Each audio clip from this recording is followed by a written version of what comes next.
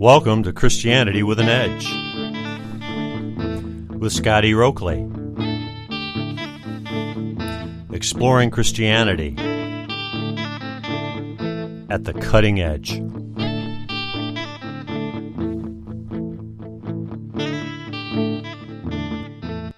Hi, welcome to the podcast. Last time we were talking about heaven and hell and other light, breezy subjects. I was making the point that perhaps it's helpful to think of heaven and hell not as literal physical places merely, but also as states of mind, states of consciousness. And that you could be standing on the beach in Hawaii on a beautiful day and, be in hell because you have such a negative, angry, impatient mind. So, to pick up on my new material for this week, so you see, our experience of the next life is not up to God, it's up to us. And it seems like a lot of times in Christianity, we put everything off on God. We're the victim and God has to come in and, do everything. And there are some things, of course, God only can do. But there are a lot of things we can do. Well, with God's help, we can do a lot better. So it's not all up to God. So this life is all about what consciousness we're going to take into the next life. And our predominant consciousness in this life will, to some extent, determine our experience of the next life. So, heaven and hell and the judgment of God and all this, sometimes we think, it's imposed on us. Oh, God has all this power. He's going to impose this on us. It's more like what we've imposed on ourselves, because there's only one thing in your life you have 100% control of. One thing. You can't control the weather. You can't control the government. You can't control Donald Trump. You can't control anything, okay? You can't control your boss. Can't control your spouse. Can't control your kids. To some extent you can, but you know what I'm saying. But the only thing you really have 100% unchallengeable control over is what you think about and the consciousness you go through the day with. So this habit and what you establish, this little heaven or little hell, it's just a shadow of it, right? In this world, or what it's going to be like in the next life, probably. I don't know. I haven't been there. But from what I understand to be the biblical verses on it, we establish a tone in this life.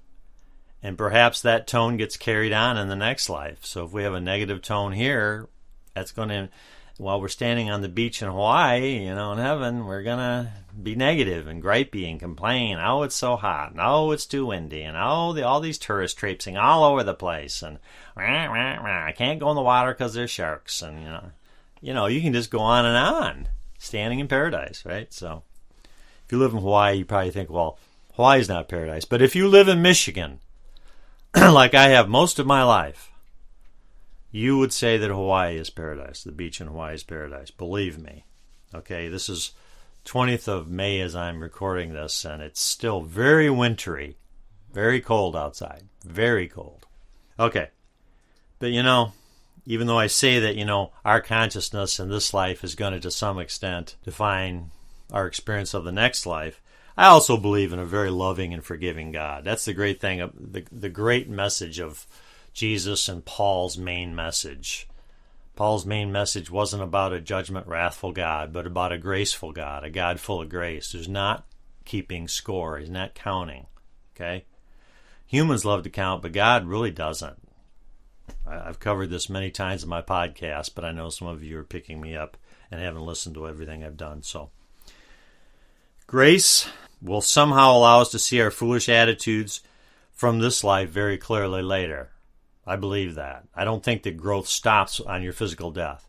I think that we're going to continue to grow in heaven. I don't think that'll ever stop, because that's just not the way God operates. Look at the universe. It's not the way God operates. Everything about God is about growth, maturation, development, learning, evolving. Everything is. That's just the way God operates. That's his M.O. I believe in a God who always offers an opportunity to say that we're sorry, that we're foolish, or that we're wrong about something once again. And I believe in a God like that.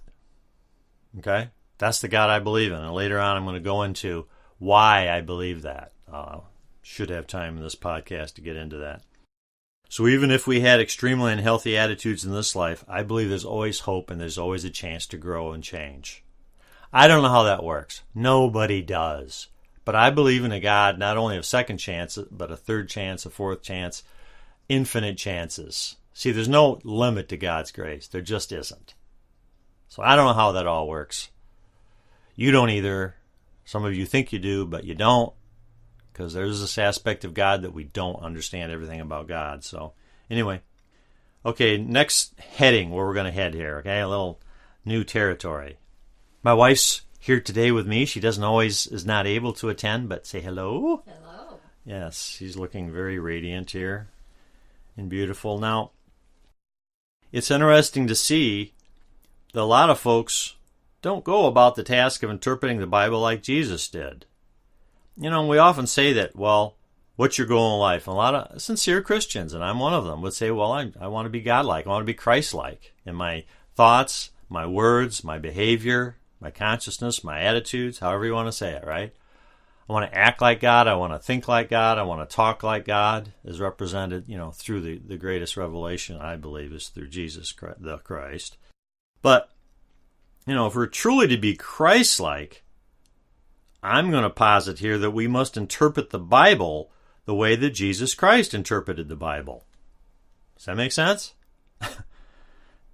Well, there was a Bible in Jesus' day? Well, yeah, if you're a student of such things, that, of course, there was no New Testament at that time. There was what we call the Old Testament. There were more books, but I'm going to simplify this, the Deuterocanonical books and all that. But we'll just say that it was the Old Testament. And I realize that it's more complex than that, but I'm just trying to make a larger teaching point here, and I don't want to get lost on a rabbit hole, which I tend to do, okay?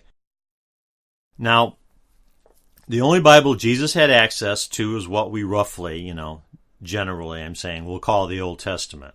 Okay, how did Jesus interpret the Bible? Jesus did not regard all portions of the Bible as having equal authority or equal validity for the culture in which he lived. And, oh my God, Scott, how can you see, you heretic? Burn him! No, just calm down. Calm down. Okay. Jesus did not regard all portions of the Bible, once again, as having equal authority or equal validity for the culture in which he lived. This is demonstrable fact. This isn't even, something you can even debate. I mean, you can debate how much, but the statement is what it is, and it's true. Let me give you an example. This is just one example. I'm not going to go into this in like a seminary professor would, okay? Because that's not what this is, seminary course. But if you look at all of the gospel accounts where Jesus either quotes the Old Testament or talks about concepts from the Old Testament, and let's face it, almost all scholars agree that most of his teaching is an amplification of Old Testament concepts. I mean, maybe not everything, and he took it a lot farther, and okay, I get all that. I'm smart. I read. Okay, I get that. But you'll see that he does not emphasize the parts of the Old Testament depicting a God who is angry at humanity and who is most willing to pour forth his wrath and violence upon humanity.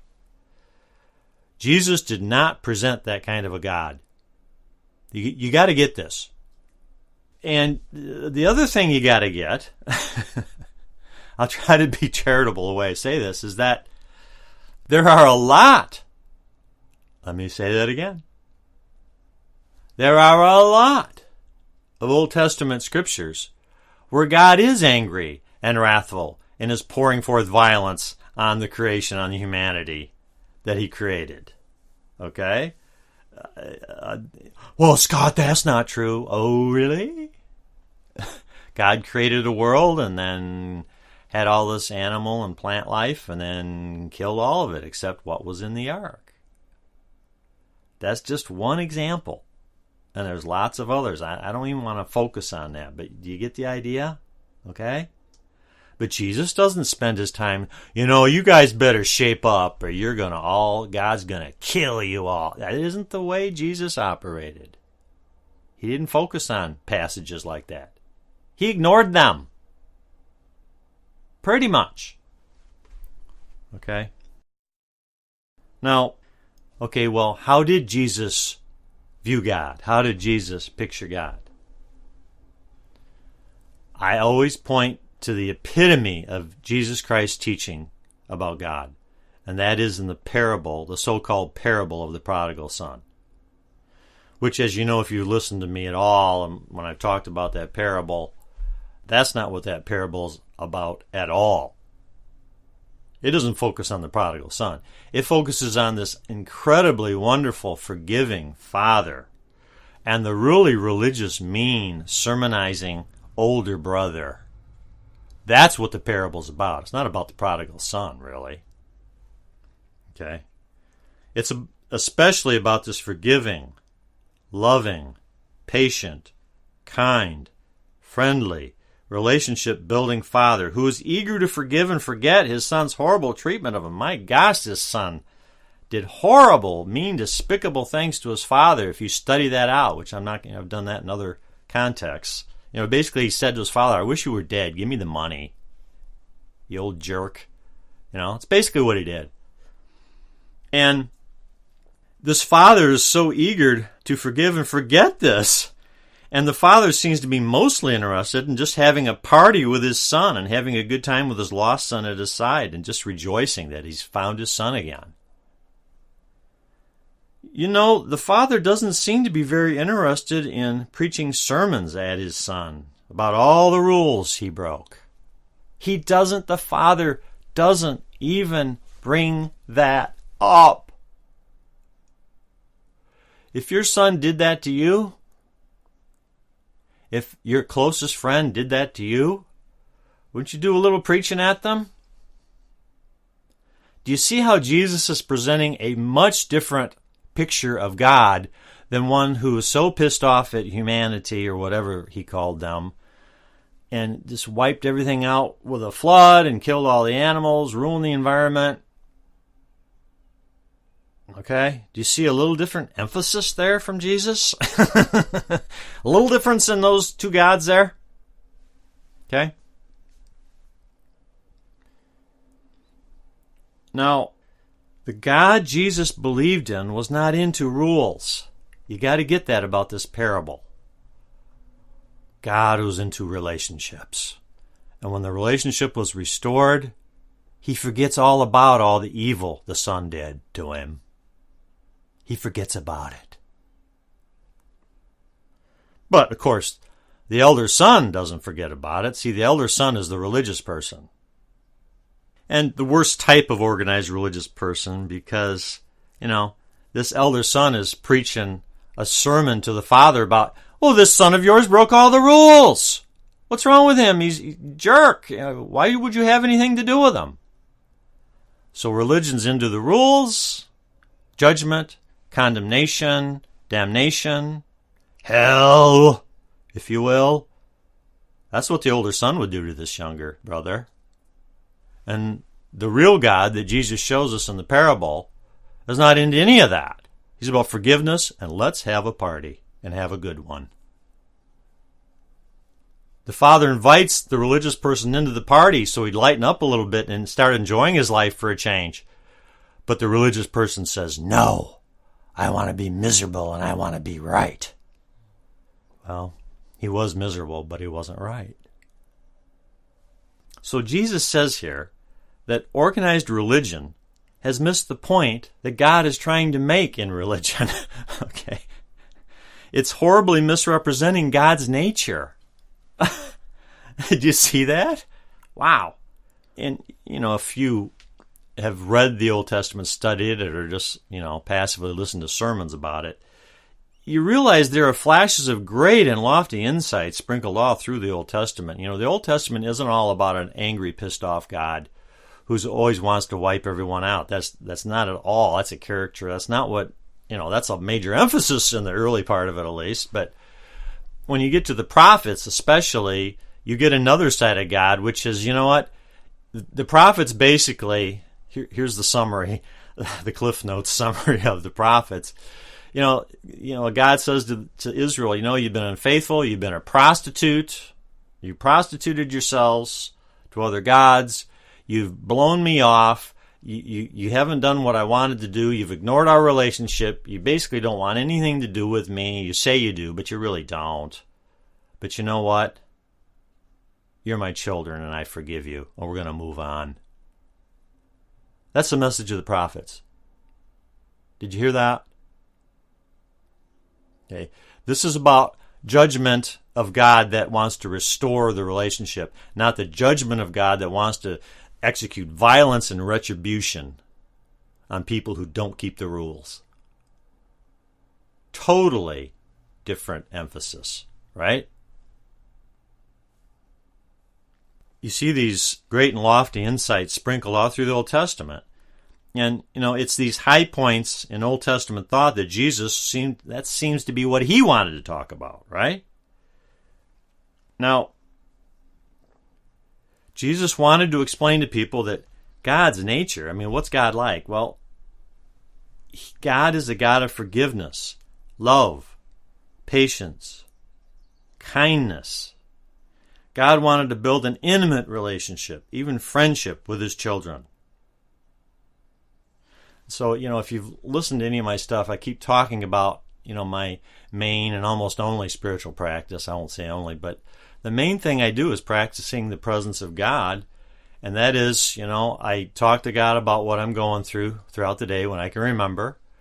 And then I either hear from God, because I've been doing this for decades. I hear something from God, or if I don't hear anything, many times I don't, then I imagine and let me read the words to you. What would a God who's forgiving, loving, patient, kind, and is really desiring a friendship with me, what would that kind of a God say to me right now about this predicament I'm in my day? Okay? That's all I do. That's basically my religion, if you will. Okay? Yes, I go to church, but that's my devotion, I should say. My devotion is that. That's what I do. And it really works. Okay, for me. I hope it's helpful to you too. Now, Jesus doesn't want to talk about a God who's angry, vindictive, wrathful, and eager to punish the smallest transgression.